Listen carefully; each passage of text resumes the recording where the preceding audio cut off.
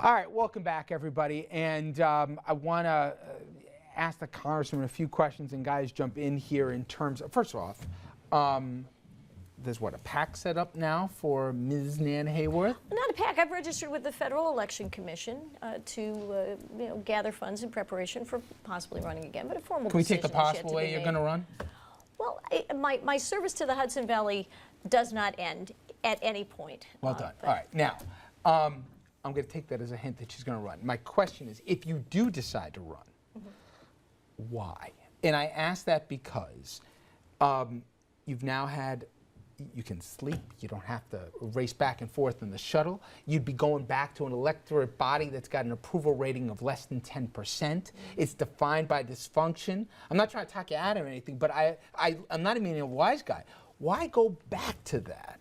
And then be in a district that by definition is a swing district that every 2 years could go either way. Why would you want to go back to Washington with as bad as it is? I care. I care. Come on, give me a sexier answer than you care. Well, yeah. but that's the true answer, Richard. I care deeply about these things. I care about the Hudson Valley. The election happened, but we never stopped. Our team never stopped. I never stopped. And I've kept on working and talking with people and listening to people. When you have a fellow I know, he's a wonderful guy. He's run a family business. His dad started it. And he has worked nights, weekends, for years to make this go. Great servant to his customers. And business is so slow. He's not the only person who tells me this. I mean, I've got small business people all over the Hudson Valley telling me this. Business is slow. People don't have the money to spend. He's thinking of closing up shop. He hates to say it. He's going to move south where, people are moving, where people are going, because the economy here is so bad. Was there any one event or vote, either by the president or Congress, that made you say, you know what, that's it, I'm filing the paperwork and we're starting the machinery up again? Well, you talk with people all over the Hudson Valley who are suffering from a bad economy, who were worried about their health care. The health law is playing out not well. People's insurance premiums are going up. They're losing insurance. People aren't hiring because they don't want to cross that threshold when they're going to pay penalties or be burdened as employers. People are moving to part-time work. I'm a doctor. I know health care. I know how this stuff works. I think I can help. Let's say you run.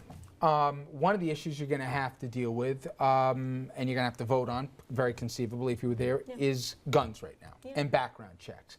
By now I think people know the poll numbers. Just background checks, 91% of Americans want it. A vast majority of New Yorkers want it.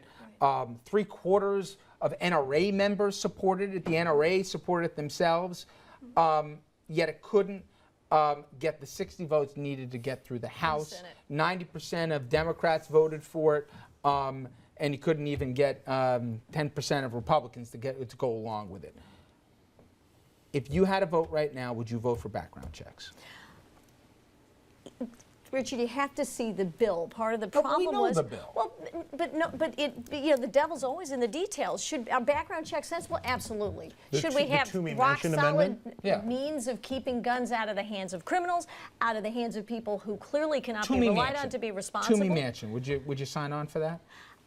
Richard, I didn't read Toomey Mansion, but I will tell you this. There is in process in the Senate an alternative bill that also expands and strengthens background checks and also includes other provisions that address some of the other crucial issues that arose in the context of what we want to do is prevent another Newtown.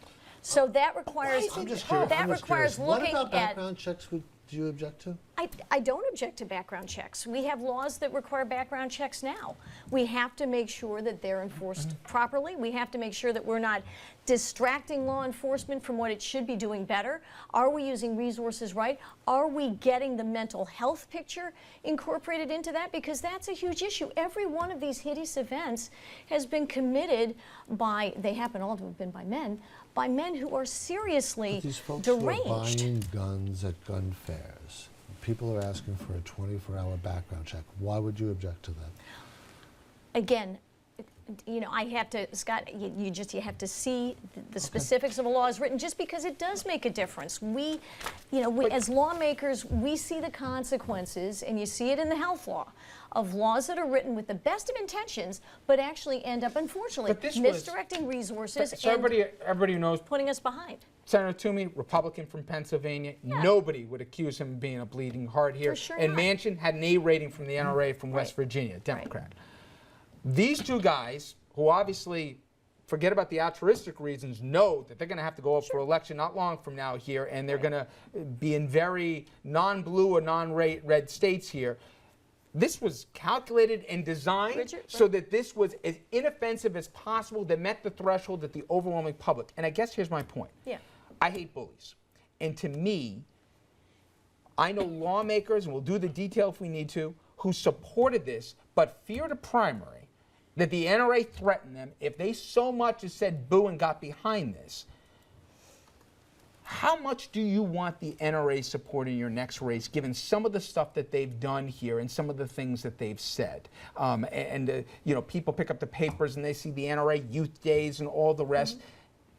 Do you really want their backing? But Richard, the question isn't NRA or not NRA. The question that the nation faces and that our lawmakers need to satisfy is, how do we prevent acts of hideous violence committed by people using whatever If there were weapon no there cameras is? here and we were in my office, you were in Scott's office, we would say there aren't enough votes in this district for that position to get you back in office. You are obviously a woman of deep conviction and a public servant with very strong opinions on things. And a mother. But that was a wonderful opportunity to just say yes and remove the issue and move on to something else that you feel very strongly about, that more voters agree with, like the Affordable Care Act. So from our perspective, and I'm speaking for Scott, you'll tell me if I'm presuming too much. You are not? You should have said yes to that one and just moved on. That's me. But That was an easy one. But what I've said, Mike, is that yes, we do need to have a responsible system of background checks. Everybody agrees with that. The question is always, when you're a legislator voting on a bill, you have to make sure the specifics of the bill make sense. Otherwise, we end up with bad legislation, and I would contend to you that that's what the health law is, and that is a profoundly troubling issue for the people in the district. I get it if it was that the assault weapons ban was still in there. The New York bill, the New York gun law bill, where you had the ammo clips and you had the assault weapons ban. I happen to support it, but I understand how that gets complicated. Well, this was stripped down to its bare. How many things get 90% support in this country, for crying out loud? It was there, and it's still too hard to lift. And to me, Dominic pegged this one right, and so did Andrew, that I was oversimplifying. I thought this was a slam dunk, and I was wrong. I know we got. It's doable. It's doable. It shouldn't and be. It will be. It shouldn't have even gotten to this point. But okay. it will be done. Right. Now, do we have the clip? Peter King, are we a fan? Peter King? Yes. Oh, I know Congressman King, and I think he's been a fine servant for us in many ways. Served with the Congresswoman in the New York delegation. Now, this is what Peter King had to say when Sandy aid funding did not make it through. These Republicans have no problem finding New York when they're out raising millions of dollars. They're in New York all the time, filling their pockets with money from New Yorkers. I'm saying right now, anyone from New York or New Jersey who contributes 1 penny to congressional Republicans is out of their minds, because what they did last time was put a knife in the back of New Yorkers and New Jerseyans. It was an absolute disgrace. Okay. Now, I put this in context because in the last week, how many, Andrew? 3 Republican consultants we've had on, all New York, representing New York candidates, and they're ready to, in so many words, strangle Ed Cox, the chairman of the state party, because Ted Cruz, the senator from Texas, is the headliner at the state, and there's the invitation, at the state GOP event here. Because Ted Cruz, not once but twice, voted against appropriating the funding here for New York, among New Jersey as well, for the Sandy aid. Do you agree with these guys that the guy on our screen should not be a headliner for a New York State Republican thing, given what he did to this region with Sandy aid? Well, Rich, I think you have to look at the broader context. I certainly fully supported Sandy aid. I was one of the people whose voices obviously came out in favor of Sandy aid, as they should. And the point that Peter King made is very well taken, that we provide this help everywhere else across the country. Senator Cruz obviously doesn't have to worry about that kind of vote going badly in his home state. And you know, when he's here, I'm sure he's going to get a lot of questions about that. But I think Mr. Cox asked your opinion, would you say please change their featured guest? Probably, given that that is a potential issue, I would say, yeah, he's probably not the ideal guest to come here. But it's a good opportunity to ask him about his approach to a lot of these different issues. Do you plan on attending that event? I'll probably be there. I'll probably be there. All right. We take a quick break here, but when we come back, something I didn't think would happen, and I'm getting less and less surprised by anything in politics nowadays. Mr. Sanford, the man who lied to the constituents, to his wife, and everything else about that Appalachian Trail here when he was finding his soulmate in South America, he won last night.